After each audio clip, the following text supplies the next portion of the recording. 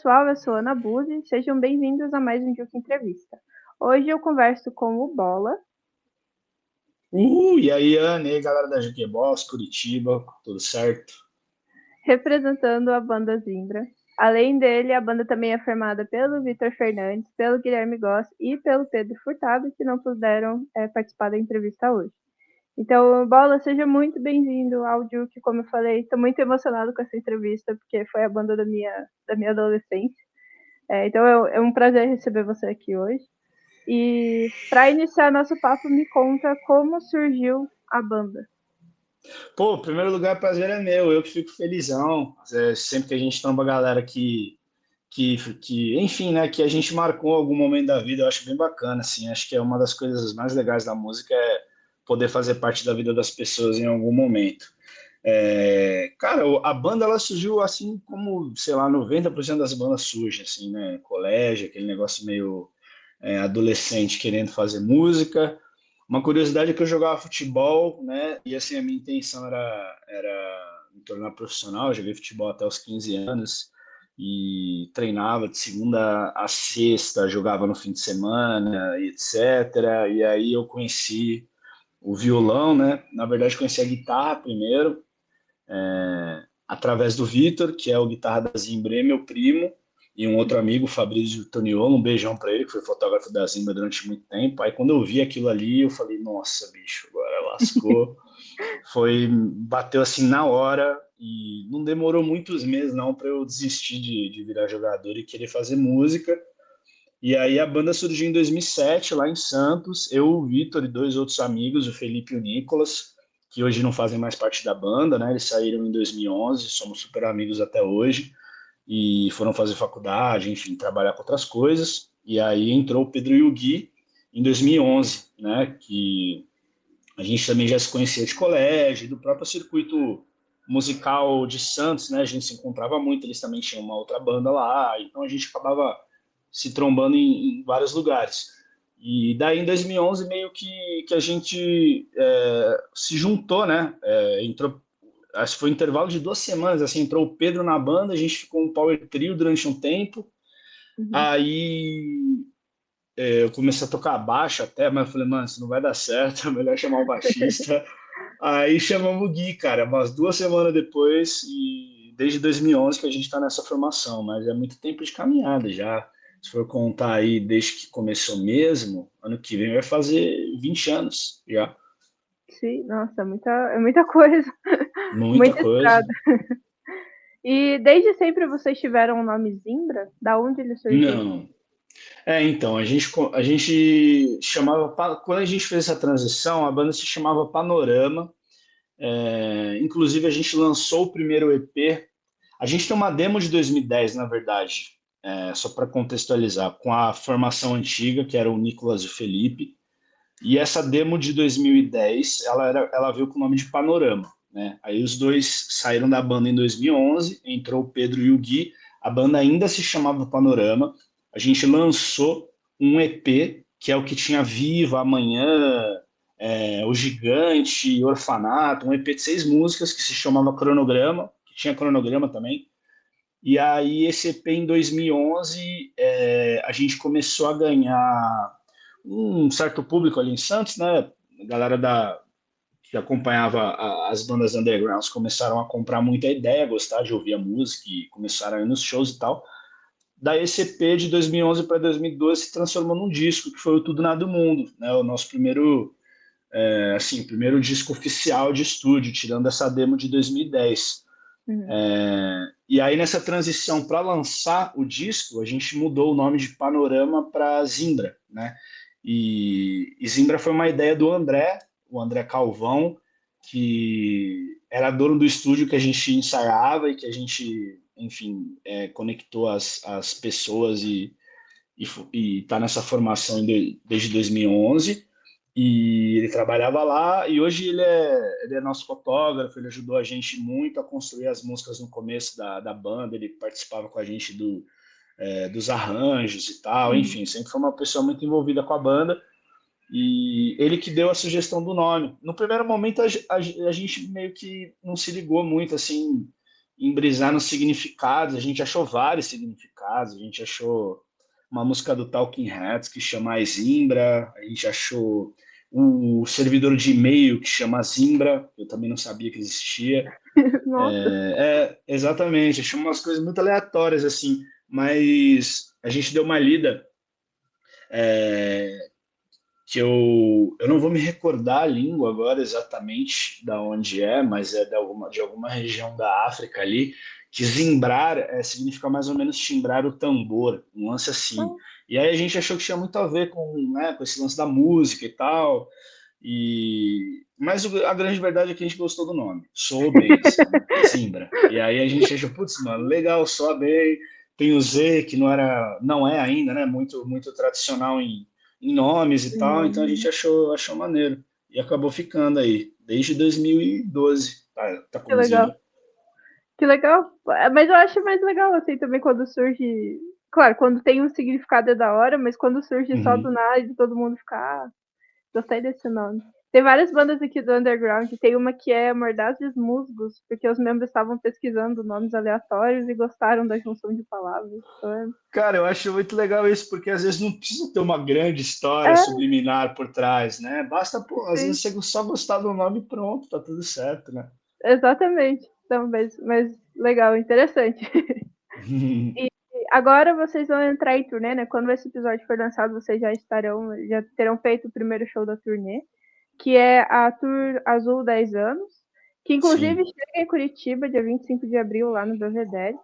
E essa turnê, ela comemora os 10 anos do Disco Azul, que foi um álbum ali que ampliou o alcance nacional de vocês e consolidou uma estética melancólica que permanece até hoje, né, na identidade da banda. O que você mais se surpreende ao revisitar Azul? cara, eu gosto muito. A gente fez uns ensaios, né, as semanas passadas e vamos fazer os últimos agora nessa semana, que a turnê começa agora, eu não sei quando tá saindo, né, mas a turnê começa dia 4 de abril agora em Campinas. Então, nessa semana que a gente está gravando, a gente vai fazer os últimos ensaios e é muito legal observar algumas coisas. Uma é como a gente não lembra como as músicas eram tocadas, isso é muito engraçado, né? Porque em algum momento da nossa vida a gente tocou aquilo por muito tempo, de olho fechado, assim, e de, pô, sei lá, sem precisar olhar para a guitarra. E nos primeiros ensaios é aquele negócio, né? Tem que passar o olhozinho na corrente ali, voltar a se mexer, lembrar como é que é as coisas e tal. Isso é muito interessante. E nessa consequência também vai dando parece que sei lá, cara, um ressignificado para as músicas, né? Além de tocar elas 10 anos depois, ouvir elas 10 anos depois, com atenção, né, precisando, enfim, entrar nessa atmosfera da turnê, do show e tudo mais, é uma experiência muito curiosa, muito engraçada, assim, porque, bom, falando por mim, eu não sou uma pessoa que eu gravo disco e depois eu fico ouvindo o meu disco. Eu gravo o Uhum. disco e, pô, eu vou escutar ele uma vez ou outra ali para tirar as músicas pro show e depois, pô, cara, se eu voltar a ouvir o disco uma vez a cada ano, eu acho que é muito, assim, eu não fico escutando. Então, quando eu pego para ouvir coisas antigas, muitas coisas me surpreendem, eu não lembro de ter feito. Aí eu fico pensando, nossa, o que que eu estava pensando quando eu escrevi isso, por exemplo? Então, eu acho que a ressignificação das músicas muitos anos depois é muito legal, porque tem muita coisa que permanece, né? Tem muita coisa que é muito viva ainda na memória, assim, mas tem muita coisa que fica meio perdido, e aí rola essa curiosidade de tipo, nossa, o que será que eu estava pensando quando eu escrevi isso, quando eu fiz isso, que vibe que eu tava? Esses dias, inclusive, eu me peguei pensando o que eu estava ouvindo na época que eu escrevi as músicas do Azul, né? Uhum. Isso é algo que eu às vezes faço quando eu vou revisitar, sei lá, penso em algumas coisas que eu já gravei e falo, cara, o que eu estava ouvindo nessa época, né? E aí eu vou atrás das referências e aí começam a surgir bandas que eu nem lembrava da existência. Então é muito legal. É tipo é viver um passado no presente, assim, é muito louco, né? Sim. E aí a gente fica muito feliz também de saber, né, por último, que eu acho que é a parte mais legal, de saber que a música, nesse caso o disco, né, ele se tornou muito atemporal, assim, a galera ainda ouve muito, ainda gosta muito, é um disco que tem 10 anos, é um disco que não ficou datado, né, então a gente fica muito feliz ainda de saber que a gente conseguiu fazer algo que perdurou 10 anos e que provavelmente vai perdurar durante mais alguns anos aí, né, isso é a parte mais legal, eu acho. Sim, sim. E como que surgiu essa ideia de fazer uma turnê de 10 anos para esse álbum? Cara, esse disco particularmente é o meu disco preferido da nossa discografia, né? Acho que do Pedro, do Gui também. O Vitor, ele é meio dividido ali entre esse e o Tudo Nada e o Mundo. Mas esse é um disco que a gente gosta muito das músicas, sempre gostou muito. É um disco que ele nunca teve muito espaço no repertório. É um disco da Zimbra que, apesar dele ser bastante ouvido, ele era um lado B, assim. As músicas, elas não eram tão solares, né, por assim dizer, quanto foram as do Tudo Nada e o Mundo, que tinham uma energia mais para cima, mais alegre, enfim, algumas coisas mais enérgicas. O Azul é um disco muito melancólico, muito denso e tal. Então, nos shows acabou que a gente às vezes preferia fazer o show com músicas mais empolgantes, né? A gente, Uhum. enfim, optou por fazer isso durante muitos anos. E daí, fazer essa turnê de 10 anos é a oportunidade que a gente tem de tocar o disco inteiro, né? Várias vezes. Coisas que a gente não deve nem ter feito tanto na época que ele saiu, porque quando ele saiu em 2016, a gente não fazia a quantidade de shows que a gente faz hoje. Então, se a gente tocou o disco inteiro, sei lá, umas 10 vezes, cara, nossa, foi muitos. Acho que dá para falar umas 5 até.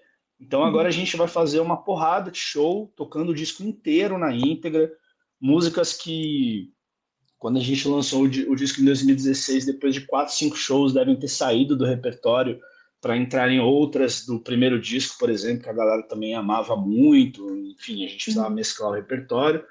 E dessa vez a gente vai ter a oportunidade de tocar o disco inteiro na íntegra, e outras músicas, claro, também, Uhum. mas de tocar as músicas, né? De conseguir fazer isso de uma forma. É quase que uma medalha de honra, assim, sabe? Um lance meio tipo, nossa, dessa vez a gente vai conseguir fazer pelo menos 30 shows tocando todas as músicas do álbum, sem precisar tirar nenhuma. E eu acho isso muito, muito legal. E mostra o quanto a gente cresceu enquanto banda também, né? A gente não conseguiu fazer muitos shows do disco na época, apesar de ter feito alguns assim, mas de longe a quantidade de shows que a gente faz hoje. Então, fazer a quantidade de shows que a gente faz hoje com esse disco vai ser eu acho que vai ser uma realização profissional e uma realização pessoal, assim, porque a gente gosta muito de tocar ele. Que legal, que legal. E falando um pouco dele, assim, como que foi trabalhar a cor azul como conceito dentro do álbum? Cara, muito louco. Eu tava tentando lembrar disso esses dias também, né? Porque a memória que eu tenho é que eu levei umas 20, 30 músicas pro estúdio na época que a gente foi Nossa. gravar ele, né? E de lá a gente começou a fazer as seleções, né? A gente foi eliminando músicas até chegar num número que a gente achava e que se conversavam, né, entre si as músicas, que daria para gravar um disco. E aí a gente chegou nessas 11 músicas, inclusive algumas ficaram de fora e vieram a ser gravadas depois, por exemplo, O Que Era Certo, que é uma música que saiu no último disco nosso, no Pose, em Aham. 2024. Cara, é uma música que ela tava lá na lista dessas aí para gravar no Azul. E na época não Nossa. bateu, e foi bater, sei lá, 8 anos depois. Coisas Sim. da música, assim. Mas. E aí veio desse lance. Quando a gente reparou, né? A gente tinha muitas músicas nesse estado, como eu falei, de melancolia, um pouco mais denso, um pouco mais frio, né? E aí eu lembro de ter feito uma música que se chamava Azul, que é a música do disco e tal.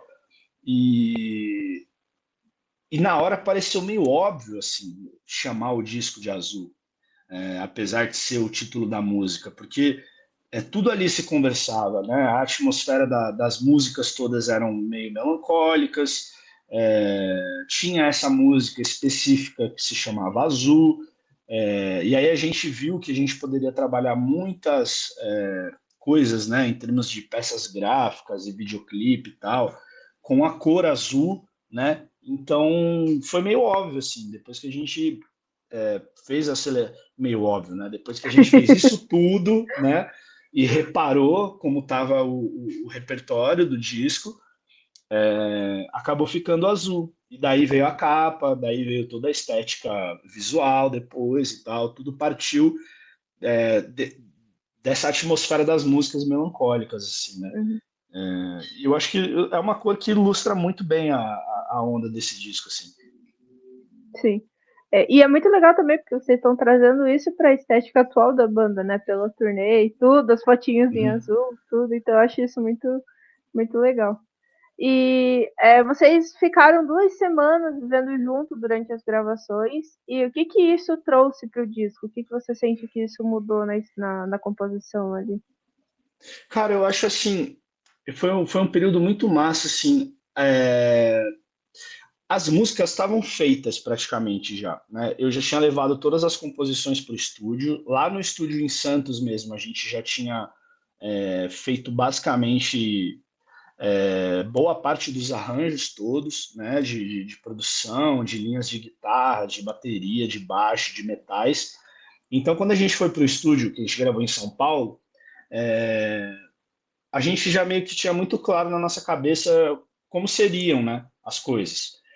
A gente chegou lá mais para discutir a respeito de timbre, né, com o produtor, o Lampadinha, um grande beijo, que maravilhoso, produziu o nosso primeiro disco e o Azul também.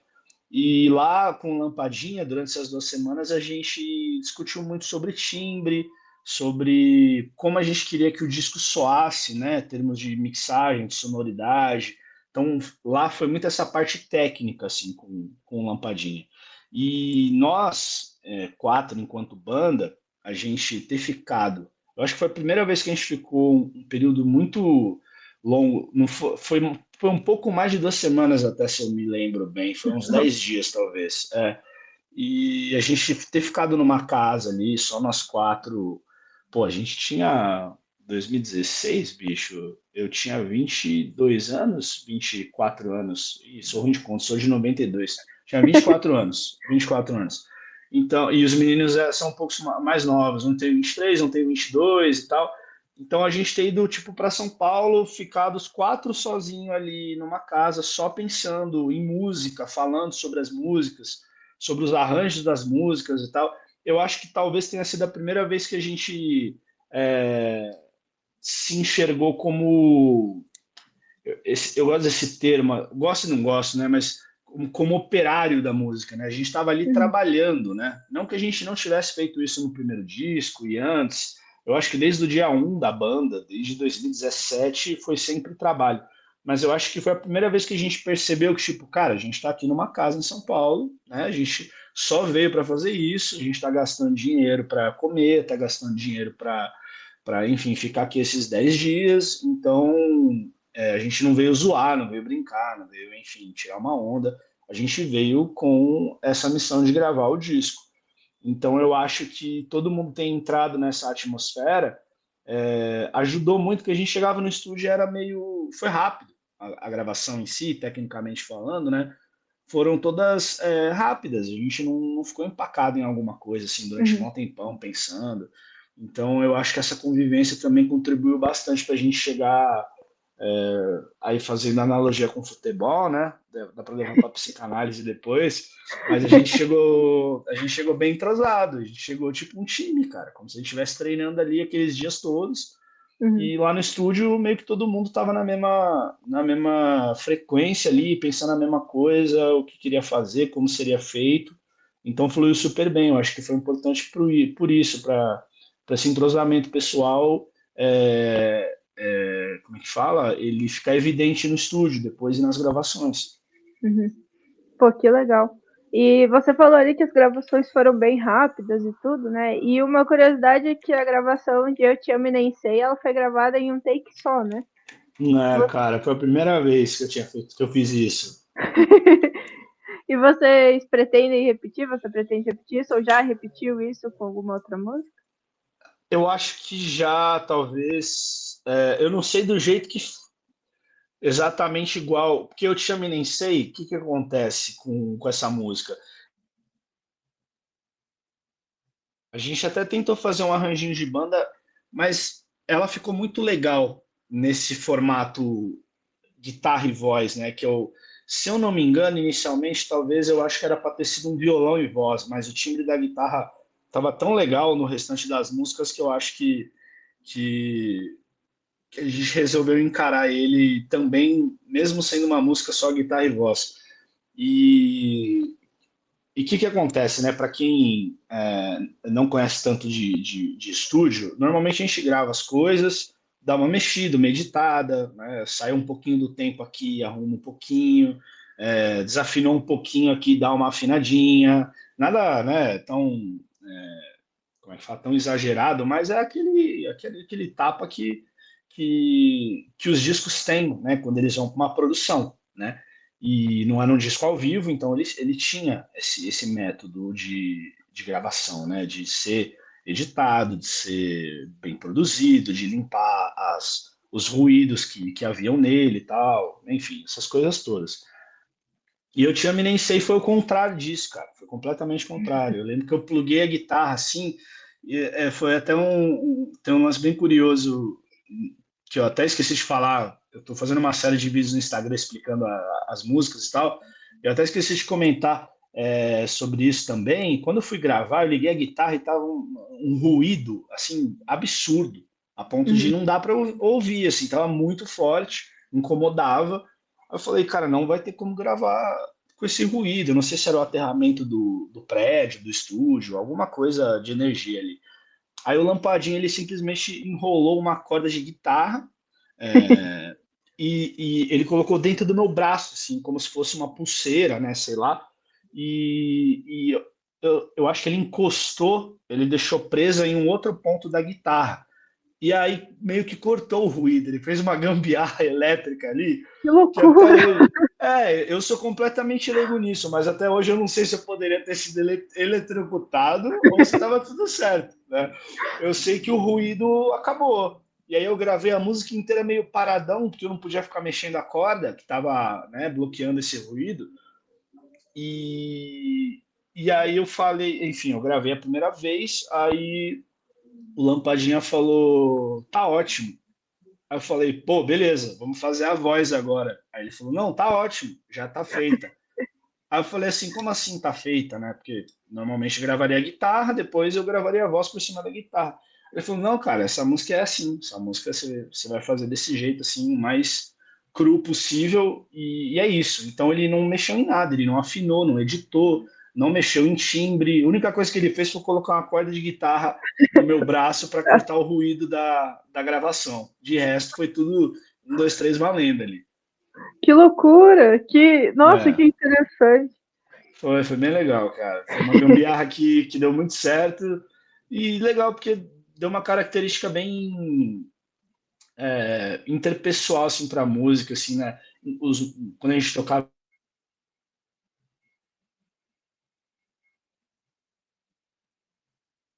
muita introspecção, assim, meio, cara, me fugiu o termo agora quando algo é muito próximo, assim, não tem muitas barreiras ali de som. Muito intimista, Uhum. né? Acho que essa é a palavra. E no show era exatamente do jeito que foi gravado, então era um momento onde parecia que a galera estava ali ouvindo a versão A gravada, gravação. né? E não era eu tocando, mas era ao mesmo tempo, porque foi do jeito que eu gravei.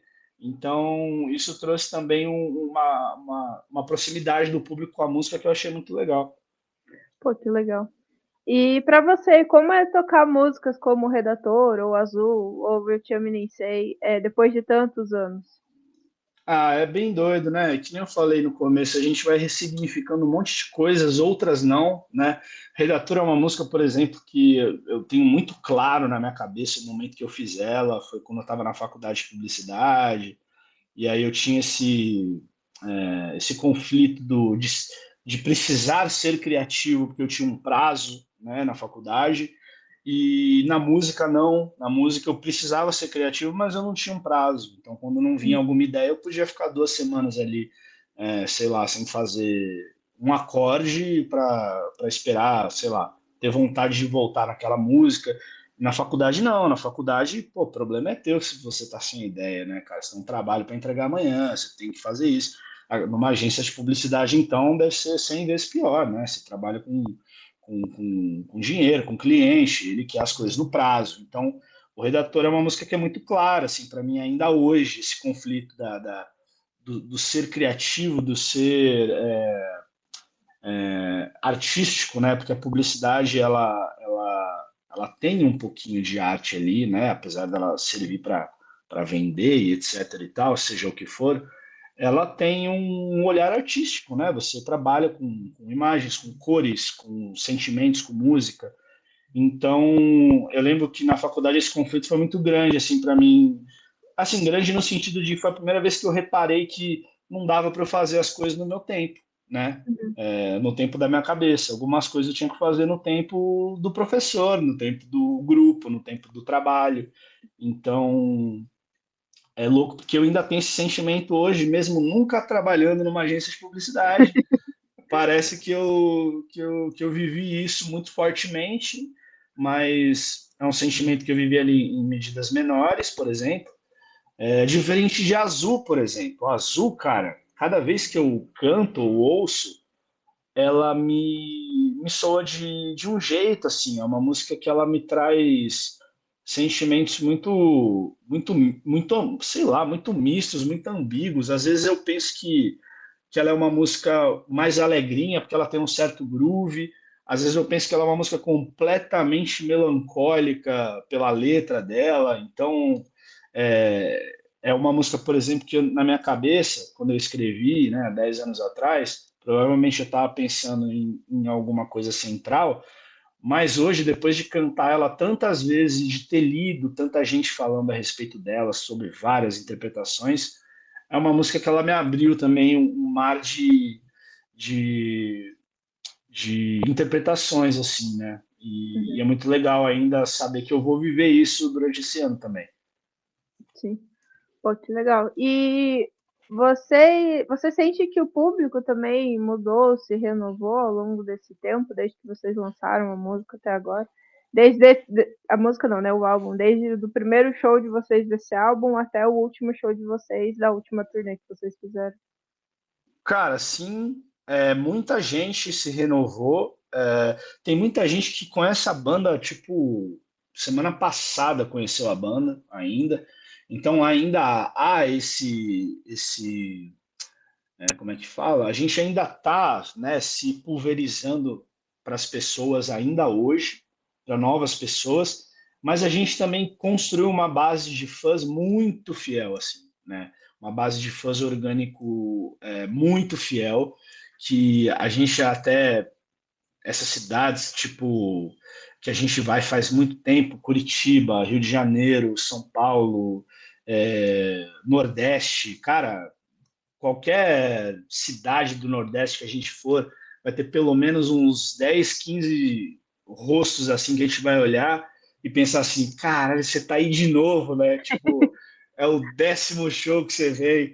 E isso é muito legal, porque ao mesmo tempo que eu acho muito, muito legal também a gente conversar com um público novo e com um público mais jovem também, também é muito bom ver que muito desse público e dessas pessoas cresceram com a banda, né? Acompanharam a banda, viveram as mesmas coisas que a gente pessoalmente, arrumaram trabalho, foram morar em outras cidades, pagar aluguel, viver a vida de adulto e continuaram acompanhando a gente, né? Em paralelo, acompanhando a nossa vida artística, porque a gente também é igual essas pessoas. A gente também cresceu e começou a pagar aluguel e foi morar sozinho e mudou de cidade, enfim, viveu uma vida de adulto, né?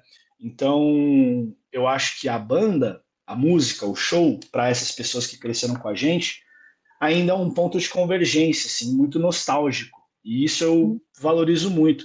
Eu acho que é um momento onde nós, enquanto banda, e essas pessoas que nos acompanham há 10 anos, há 12 anos, a gente meio que se, né, no sentido figurado, se olha e fala: caraca, muita coisa aconteceu, mas a gente ainda está aqui vivendo e sentindo a mesma coisa de 10 anos atrás. Isso eu acho muito bonito, sabe?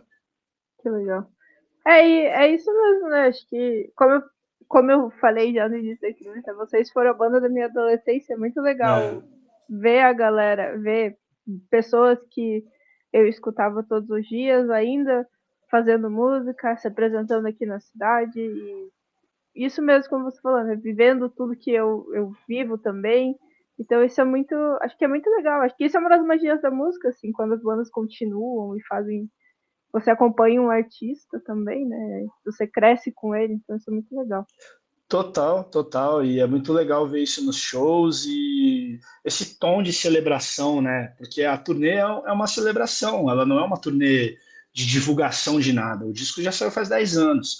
Então é uma turnê de festa, uma turnê de celebração, de nostalgia. Então, esse sentimento também de não estar numa missão de divulgar um novo trabalho, e sim de celebrar algo que a gente gostou muito de ter feito, que a gente sabe que marcou a vida de muitas pessoas, dá esse tom de mais leve, sabe? Dá esse tom Uhum. de festa, entre aspas, assim, de comemoração, né?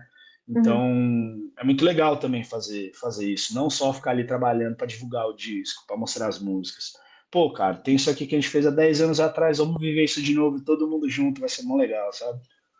Que legal. E você tem alguma música favorita de Azul? Putz, essa pergunta é boa, hein? É tipo, pô, eu acho que desde que a gente lançou, a cada semana é uma, assim, mesmo não ouvindo o disco. Pô, pra não ser injusto, eu vou falar meu top 3 assim. Eu acho que é Eu Te Amo e Nem Sei, eu gosto muito. O Redator, eu gosto muito. E aí eu fico entre Riso Leve e Não Sei Lidar, que são duas músicas que eu amo de paixão, assim. E eu falo elas juntas porque eu lembro de ter feito as duas meio que no mesmo dia. Elas vieram, tipo, de uma mesma ideia que eu meio que, né, ramifiquei para dois lados.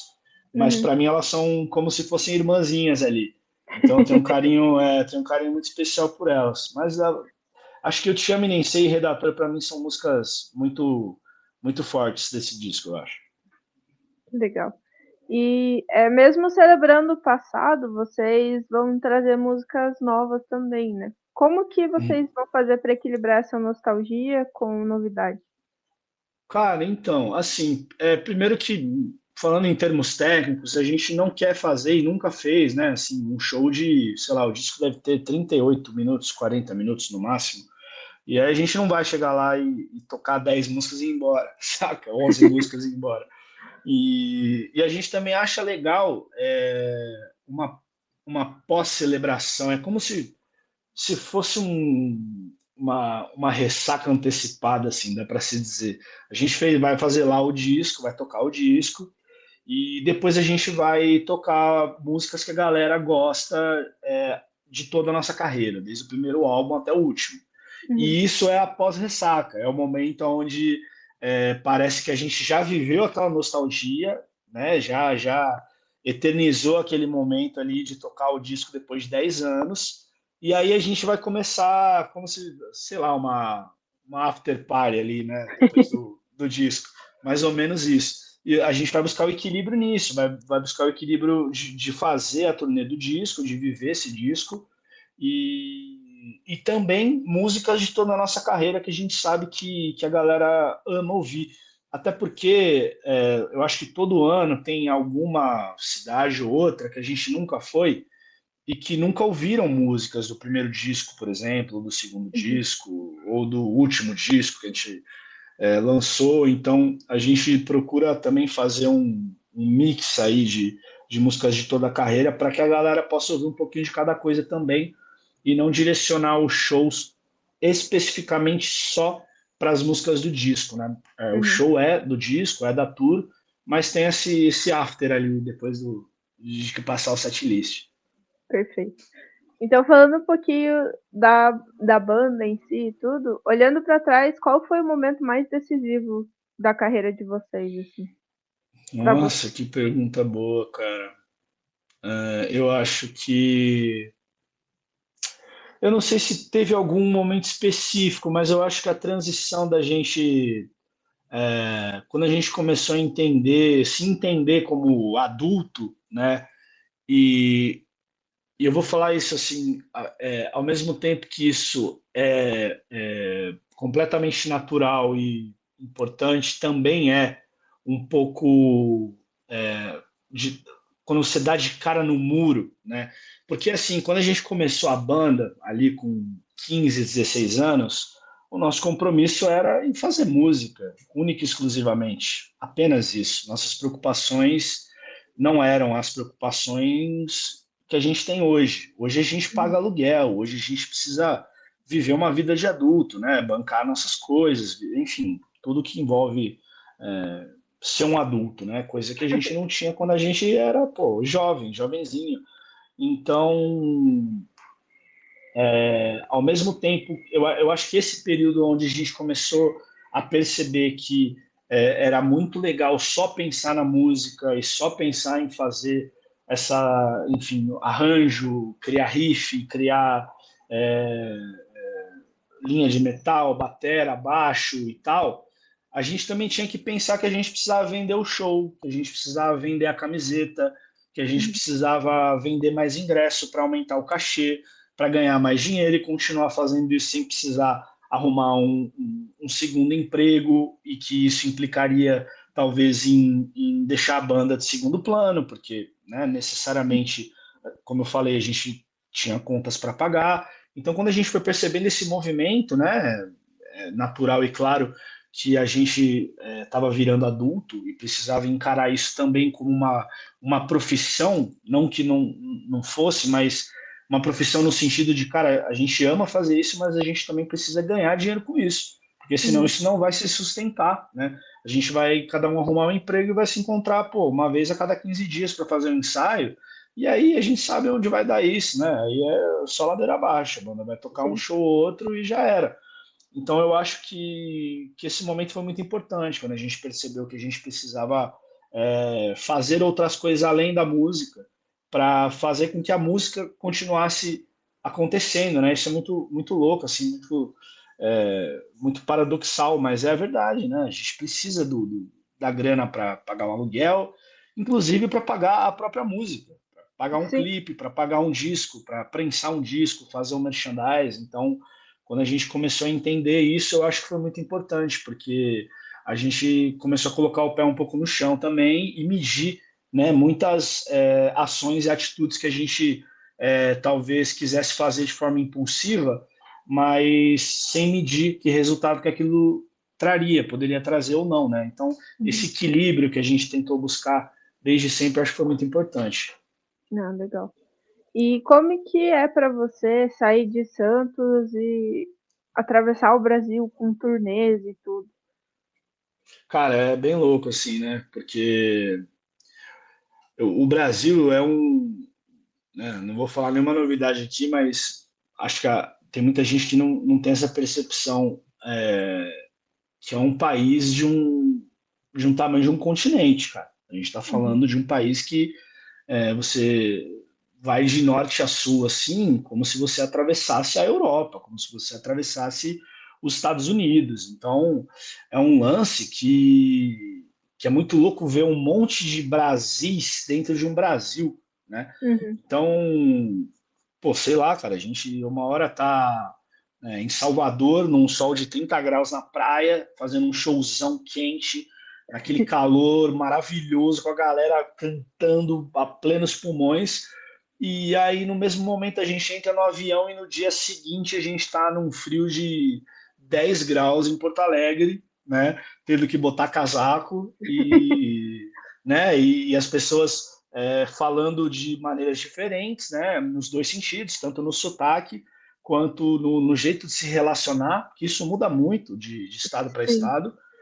E então vivenciar essas coisas, né? Eu acho que a grande graça de viajar, né, para tocar é vivenciar essas multiculturas todas, né? Poder conhecer as pessoas, conhecer o jeito que elas vivem, o que elas fazem, como elas se relacionam com a música, que isso é muito louco também, né? Muda de estado para estado, as pessoas se relacionam com a música de formas diferentes, sabe?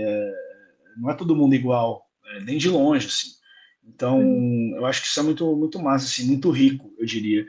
Profissionalmente e pessoalmente, eu acho bem legal. é, Enfim, eventualmente, quando a gente ficar muito velho, eu vou lembrar de histórias, né? De tipo, cara, lembra quando a gente estava lá, sei lá, em Manaus, e aí, porra, depois de 6 horas depois a gente estava em Caxias do Sul, sabe? Num período de menos de 24 horas, só que Aham. loucura, né? Mas é muito legal, assim, muito enriquecedor. Pô, que legal. E falando dos planos para esse ano, então, o que que os fãs podem esperar para esse ano? Ah, eles podem esperar uma surra de nostalgia aí, né, cara? Esse show vai ser muito legal, tá muito legal. A turnê vai ser muito legal. A gente está preparando coisas muito maneiras, mesh exclusivo mas a gente também tem alguns lançamentos para fazer, né? A gente tem a pretensão de lançar 2 singles muito em breve, talvez um EP no meio dessa coisa toda. É, Então tem coisas além do show para sair, né? A gente vai lançar música nova, talvez clipes. Então eu acho que material para a galera ouvir não vai faltar, né? Sendo no show ou com coisas inéditas, assim. Acho que a gente tem muita coisa para apresentar, tanto de novidade quanto de nostalgia ao longo desse ano aí. Pô, que legal. E o que que você quer levar da Zimbra para as pessoas? Nossa, que pergunta boa, cara. Eu, ai, difícil. Eu acho que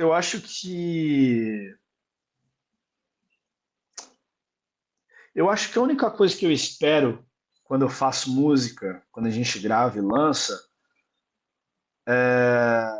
é que de alguma forma essa música faça algo na vida de outra pessoa. Acho que essa é a única coisa que eu espero de coração, assim. Porque eu gostaria que as pessoas sentissem algo. Meu gato miando aqui, foi mal. Tá tudo bem. Coisas quando ouvem o que eu escrevo, quando ouvem o que a gente lança, do mesmo jeito que eu sinto quando eu ouço alguma coisa de um artista que eu gosto muito, aquela empolgação de, puta, arrepiou o pelo do braço aqui, o coração bateu mais forte e tal. Então eu acho que o barato da música ainda é a sua matrizinha, que é simplesmente ouvir alguma frase, alguma nota, algum arranjo, e aquilo ali de alguma maneira mexer com você, sabe? Te arrepiar, te dar um sentimento de nossa, cara, isso aqui tá muito legal, coisa linda, de te emocionar. Tem gente que chora, tem gente que se empolga, a gente vê de tudo nos shows, é muito legal. Então eu acho que da Zimbra eu espero isso, cara. Não só da Zimbra, eu acho que de mim como compositor, do Pedro como batera, do Vitor como guitarrista, do Gui como baixista, enfim, de todo mundo que faz parte disso. Eu acho que o que a gente espera é que a galera escute as músicas e se sinta do jeito que a gente se sente também quando a gente ouve música de artistas que a gente ama muito e do jeito que a gente se sente quando a gente tá ali na sala de ensaio e consegue tocar uma música inédita pela primeira vez sem errar e fala, nossa, essa música aqui tá muito legal, estamos louco para gravar ela. Então, acho que é isso, assim, fazer uma mínima diferença na vida de alguém, assim, seja num dia ruim, que tenham 3 minutos do dia sejam bons ouvindo a música, ou uma música que você vai ouvir e vai ficar marcado o resto da sua vida na cabeça, sabe? Perfeito. Então, chegando ao final da entrevista, eu deixo o espaço para você deixar um recado para quem está ouvindo e assistindo a gente. Pô, cara, eu queria só agradecer geral por esses anos todos, tanto a galera que acompanha a gente desde sempre, quanto a galera que está chegando agora, todo mundo. É muito bom receber o carinho dessas pessoas, seja por mensagem, seja no show, enfim, de todas as maneiras. Convidar a galera para turnê, venham para turnê, vai ser muito massa, a gente está muito empolgado em tocar as músicas. E e pedir aí pro Dorival Júnior arrumar o time do Corinthians, que tá doído de ver, viu? Meu Deus do céu. Isso aí, por favor, arrume. Então, esse foi o Duke Entrevista de hoje. Muito obrigada pela presença, Bola. Foi maravilhoso conversar com você. Foi uma realização profissional, sendo muito sincera. Que Eu legal, gostei mano. bastante, gostei bastante. E Obrigado, para Ana. e para você que nos ouviu até aqui, não esquece de seguir o Duke no Instagram, @DukeBoxWB, e na plataforma que você está ouvindo esse episódio. Agora também é possível apoiar o Duke financeiramente utilizando a chave Pix dukeboxwb@gmail.com ou pelo QR Code que vai aparecer na tela. E lembra também que todo sábado, a partir das 9, tem Duke Entrevista na Rádio Rock no Pinheiro. Sigam também a Zimbra nas redes sociais, @bandazimbra. O arroba também estará na legenda para você não deixar de seguir. E acompanhe o trabalho dessa banda maravilhosa. Vá no show do dia 25. Ainda tem ingressos à venda. Também divulgarei nos Tem. stories. E mais uma vez, muito obrigada pela presença, Bola. Foi maravilhoso. Valeu, Ana. Pô, obrigado. Obrigado a você pelo convite. Adorei participar. Adoro falar de música. Sempre que quiser, é só chamar. Perfeito. E obrigada também a você que nos ouviu e assistiu até aqui. E até a próxima.